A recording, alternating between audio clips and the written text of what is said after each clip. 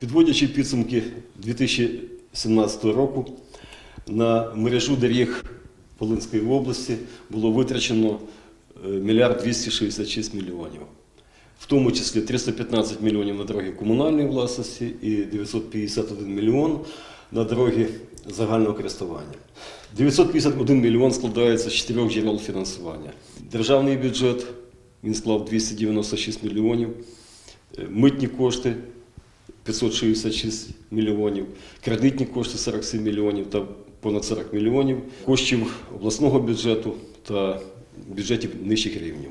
За рахунок, скажімо, державного бюджету 296 мільйонів було завершено ремонт автомобільної дороги Н-17 Львів-Радехів-Луцьк, а також профінансовано роботи на 53-56 кілометрі по дорозі Н-22 у село Луцьк-Рівне і по 117-121 кілометру, це населений пункт Дерна.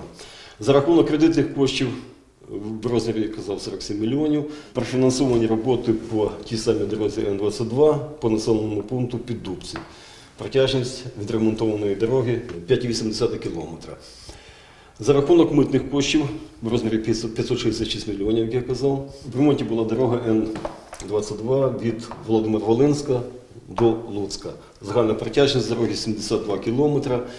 На протязі 2017 року було 35, з них 35 кілометрів автомобільної дороги вже було відремонтовано повністю.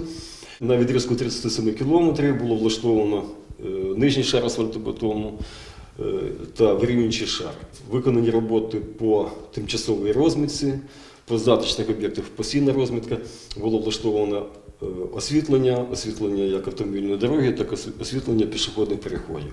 І таким чином, наголошую, загальна сума на дороги загального користування була 951 мільйон. Мало ми не дотягнули до символічної цифри 1 мільярд гривень.